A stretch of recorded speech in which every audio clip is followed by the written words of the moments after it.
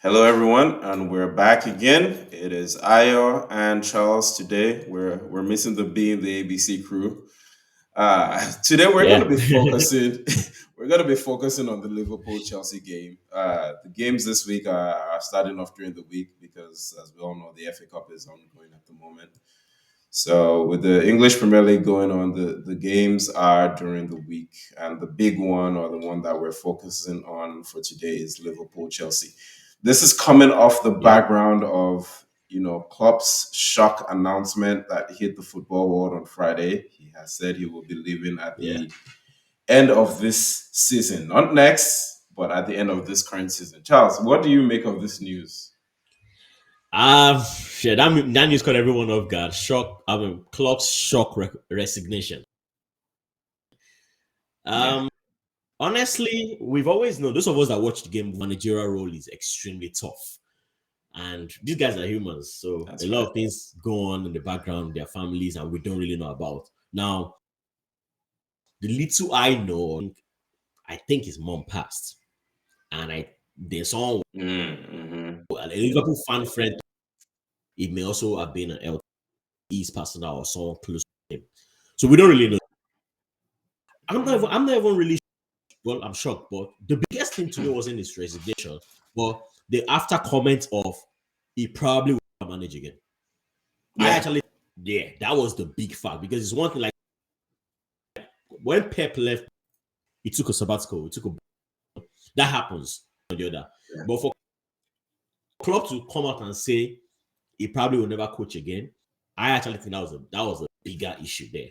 So, and I know as time goes on, why this happened, but for now, we are all still like covering from hearing it that one of Liverpool's greatest managers is signing at the end of the season.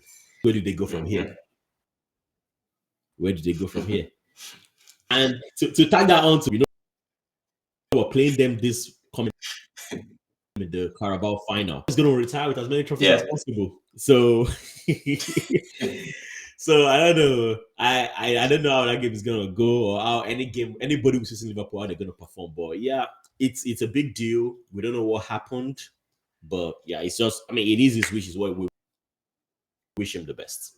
Yes. Yeah, I guess one thing I'm curious to see, which makes this Liverpool Chelsea game even more interesting for me, is how do the players respond? Because I think this could go either way. It could Mm-hmm. be a sinking and depressing factor for players. I mean, a lot of these new players, right? We talked about how he's starting to build a new team. This was supposed to be Klopp, 2.0. And a lot of these new players that Yep. he's Yep. recruited, a lot of them probably came because of the opportunity to work with someone like Klopp. And so the question is, do Yeah. these players then say, okay, we're going to give you a rousing send off and we're going to play our hearts out this season? Or is it just oh crap? Like I was just getting my Liverpool career started and now this is happening and they're like going to Yeah. the doldrums, so to speak. There's no other way to do it. You have to stand up and give in performance. Wrap up the season like as many trophies as possible. You know, Mm. just do what you got to do. They're still in Europa, if I'm not mistaken. Mhm. They're top of the league. Are they still in the FA Cup? They are still in the Yes, they're still in the FA Cup. Yep. Arsenal lost to them in the FA Cup last round. Aha. So they still have trophies. Like, even if they get 2 out of 4, 3 out of that's something. That's a big deal. To piggyback off that statement you made about players coming because of Klopp, I've always been a fan. Two things I don't support players doing. Now, this is just me personally. I'm not a player, so this is just my personal opinion. I don't support players following managers. I know those are two things I'm seriously against. These guys, they will Mhm. pay you. There's no point. There's time when back for the club. I'm like, are you kidding? When it's time for them to get rid of you, it's like a normal corporate America. They'll get rid of you. So I don't believe in that will affect your own. That company has the money, they'll pay. You understand? That's number one. Number two, Mm. the issue of players following managers, like I hear it happens a lot. Like what's his name? This who left to Brighton because of Graham Potter, and then not long after Graham Potter left Brighton, and since then the midfielder, Mhm. I can't remember his name now. Billy Gilmore. Billy Gilmore, thank you. Yeah. Do it also like the also. This managers forget. So if there's any player who left went to Liverpool because of too bad. Because what if Klopp got fired? Those things happen. So yeah. So I'm not really focused on that. I'm more focused about how they're gonna perform, how they're gonna take the news. And I think I'm just guessing kids, but you get the point. Yeah, they're mostly adults. Yeah. They are. I think they will pick Mm-hmm. up that news. You know how when the club fires its manager, the club wakes up. Yeah. You understand? I actually think these guys will pick up. And unfortunately, the first person they're going to be facing right. Yeah, I don't, I don't know how that's going to go. You know, and they're going to face about final also. So it's a club could have voted Do to. I detect a hint of pessimism in there? I mean, no, maybe, but club you end of you have to do it now. But hey, it is what it is. But yeah, I saw them to step up. What do Okay. you think? What do you think is going to happen? So that's interesting. Yeah. So my perspective. So I'll talk about or I'll respond to what you said about players following managers. I Mhm. think there is, I can understand that sentiment of wanting to go where the best managers are or interesting managers because think about it this way, right? If I'm a new coach, like let's give myself directly as an example. I'm a new coach starting out, I've had some experience in some places, and then I get the opportunity to go work under Pep. I don't care if it's a month, I don't care if it's 6 months. I'm gonna grab that opportunity because there's so much I could learn from that person. But you And said a then it's new not coach. always again about hold on, it's not always again going about to the best managers. There could be something about that manager whose style is specific, and so we've heard that a lot where like because of the way a manager plays, their style is more like take Joao Felix for example. He doesn't like the defensive style of Diego Simeone at Yeah. Atletico, and he's talked about that he wants to play attacking football. So sometimes it's not even necessarily about how fantastic the coach is; it's about the style. So I think there's an element of that where players want to experience a certain style or they want to work with a certain experience level of of manager. And I think where the mistake then starts to come is if you want to hinge your career on that manager's tailcoats. I think Yeah. it's good to say I'm going to go here for this opportunity and I'm going to absorb it as much as I can for however long it lasts. And whenever that relationship ends, you're professional and you stick to your own career. But if you're then, choosing to feel like the world is coming to an end, for example, because Klopp is leaving, that's where maybe the problem starts. And I would think I would agree with you. I would expect these Liverpool players to rise up to the challenge. I think the personality Yeah. or the profile of the players that Klopp tends to recruit means that they are players that are, they have the personality where they're not going to just fall apart because the manager is choosing to leave. Yeah, that's And true. yes, unfortunately, it's Chelsea that is going to get the brunt of it because Chelsea, you guys have been playing well, but unfortunately, you're not taking your chances that consistently, and you're coming up against a Liverpool team this season that they're relentless. The thing is, maybe they can give us a break and just start performing well after this game, But honestly, I expect them to step up, like you said. Now, the issue of the players stepping up, Salah is injured right now, so yeah, I mean, no, but he's Mhm. not going to play against. But honestly, the truth about it Yeah, is, for the rest of the league. yeah, exactly, yeah, for the rest of the league. I'm not even that. Pumped is not the word. I'm not even that worried against game. It's an EPL game. Win, Okay. lose or draw, about final. Mhm. Which a trophy instantly you Mm. win it, you get a trophy. I think this, and but I guess it is what it is. He's retiring. The players are gonna give their best. I expect them to, do what. Now let's switch to Chelsea's side. Mhm. Like you've been performing well, they don't take the chances as often. You think Chelsea can do differently to beat Liverpool in this next league game in the Carabao Cup final? in the car, I'm not going to talk about the Carabao Cup final because, as you've said, I can envisage the kind of team talk Klopp is going to give ahead of that game, and I think Liverpool is going to come out smoking in that one. In this league game, for example, I think maybe you guys have a chance. Okay. In as much as you might want to say it, I think the players to an extent will still be absorbing the news that he's leaving. I don't know if they were informed before he gave that interview at the end of this week, but this is the first game. It will be there. They are humans at the end of the day. And whether it's a positive or negative factor, I think it will still be playing on their minds. And I think Chelsea have the opportunity to maybe capitalize. I think recently, something that is working well for Chelsea is that Noni Madueke seems to have come into the team now. And that has now freed up Cole Palmer to have the opportunity to be in all kinds of places in the middle and actually pull strings and get the opportunity to get shots away. In the Villa game yesterday, he didn't score, but you could see he was in that central role. There were a couple of times when, he was pressing up high and he won the ball in the box. And he's so much more dangerous when he has that free role. He was very effective already from the right, but in that central area where he's able to now, I think he's starting to come into his own. I think a couple of weeks ago, I talked about how, he's not quite at the level of the Odegaards and the Fernandezes and the,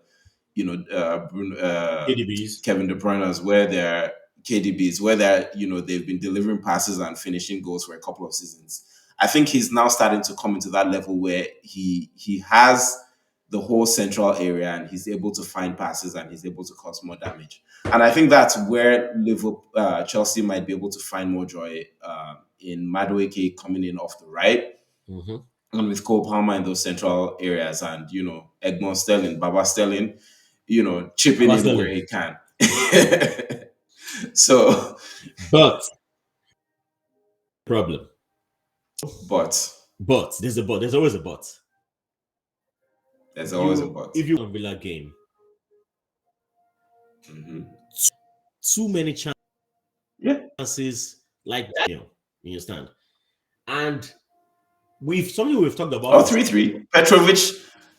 Petrovic had a lot of saves in that game as well. But there's something about save is different. When the keeper saves, he's doing his job. When a striker makes, it's ridiculous. Yeah. When there's an empty net that you can put down. And the thing about it is, when a striker miskicks, but unfortunately, the game was a striker. And we've been saying it for quite a minute. Chelsea need clear-cut, mature finisher. The Hurricane level, the Ivan Toney, like I'm talking about someone that's ready to who's already confirmed finisher, preferably with EPL experience, if you ask me. Now, this season, there was one big deal that people were talking about during the summer, which is buying Lavia midfield, but we're not buying a striker. We bought on what's his name, Nicholas Jackson, but Nicholas Jackson just had a wing at some point. You understand? When will Chelsea decide? And he's away at the moment, anyway. Exactly. When will Chelsea decide to buy a strong striker? We've been acclimated this week. We heard about John Duran. He barely even plays. Like, I don't know how many games on the bench. So the question is, what exactly Chelsea board, the sporting director, what are they looking at? Like, making them think it's 20s, early 20s. We have Jackson, early 20s. No, Jatro Fofana, 20s. We have Washington, 20s. Wow. Why do you think the solution is to buy another 20? It's another one, boy who is not proven yet? And he's playing for. I think I would be surprised if they actually buy John Duran. Bruh, wouldn't you? Do you think those links are real? Here's the thing about Chelsea. I think they're trying to build a team for the future, which is understandable. A team for the future. They couldn't let go of Thiago Silva because he's just so good, and Sterling was relatively new, and of course they like like the skill set. Everybody else, they're in their early 20s. To build a Mm-hmm. team for the future, grow together. And it's understandable. Mm-hmm. But when there's a missing piece, that front line is screaming for just one thing: experience. Experience, a confirmed striker. You But want there is Gabriel someone else. Jesus? So as I was saying, honestly, Gabriel Jesus can be wasteful, but I'll take him over 20-year-old John Duran. He has the experience. Agreed. He has the experience. Yeah. Still a good finisher, even a couple of chances. I think I'll take Gabriel Jesus over John. And the thing about it is, Yeah. now I understand if the likes of Osimhen or Ivan Tony who said he's going to stay with his club. But why don't Ketia you is a wait good till finisher. summer? No, I'm not taking Ketia. No. I draw the line at Gabriel Okay, let me Jesus. stop. You understand? I also think that's one thing that's lacking with Chelsea. Now, going back to the issue of Kopama, they can come into their own all they like. Those guys are not strikers. And it was obvious Kopama and Aston Villa. There's some clear-cut chances he had It's not. that a striker knows what to do. Like, okay, there was a particular chance where Yeah. Martinez messed up and kicked the ball back to Mm-hmm. a goalkeeper. Yeah. What are you hoping for? You're hoping for him to make a mistake. But when he makes the mistake, you're not prepared to finish the ball. How do you capitalize That it? shows Yeah. a lot. Exactly. So my point is, Chelsea has everything going for them right now. Momentum, the midfield is solid. The wingers are waking up. Palmer is getting to. They will buy a clear-cut striker. I doubt we can challenge. I really doubt it. And if we lose to Aston Villa in the second leg of the FA Cup game, I'm going to be surprised because they're probably going to take their chances. If we lose to Liverpool in the Cup final, I won't be surprised. If we go trophyless this season, I won't be surprised, even though I hope we don't. So the point is, until we buy a clear-cut striker that can, because at the end of the day, I seem to have lost sound from you, Charles. Okay. Can you hear me now?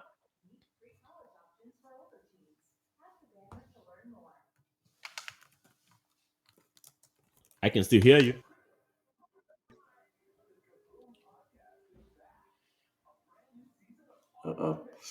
Looks like we've lost Charles for Can you a hear me? minute there. That's good. So it looks like I'm still coming through. Something that I did want to talk to you about, though, was what you think about how Pochettino has transformed the team. I think of late, so last season when you guys were struggling with new coaches and the results were wishy-washy, I think over the last few games, Pochettino now seems to have found his starting 11 because I think that was something that we said we struggled with Yeah. under Potter, where he himself seemed to have no idea. There were so many players that had been brought in. He seemed to have no idea of what his starting 11 or let's even say best 13 or 15 were. And he was chopping and changing all the time. And under Pochettino, you guys seem to have found some stability. And, players are now starting to settle into their roles. Players know what is being asked of them. There have been injuries here and there, but overall, the past few games, it's been a bit more steady. Fernandez and Caicedo and Gallagher in midfield. Rhys James, of course, is facing injury, so Malo Gusto has been playing. But in the middle, you have Thiago Silva. On the left, you've been playing. Forget who's been playing on the left now, but generally more The stable. left has been shaky. everyone Still but not hearing who's you supposed to just play. yet. But in any case, it looks like we're guaranteed for an exciting game this weekend. With the announcement from Klopp, we're curious to see how the Liverpool players start to respond. And it's a question of are they going to then go on a barnstorming run for the end of the season? Or is it going to take, are they going to come off this high that they've been there? It's been a while since they lost any game. They've been winning games at a canter. How are they going to then respond to this news for the rest of the season? And as you said, Liverpool are still in all competitions. Are they going to go on a run and end up with a quadruple in his last season? Like you said, it was very shocking for him to say, if you ask me now, I will never manage again. And so it's something that the whole football world is dealing with. We've come to love and admire Klopp's pressing style since his days at Dortmund when he brought it to Liverpool. And for us to lose, an entirely new style in the football world is a big shocker to football. So let's see how this plays out over the next couple of games, starting with Chelsea. Hope you all enjoy this one, and we'll catch you at the next one. Thank you all.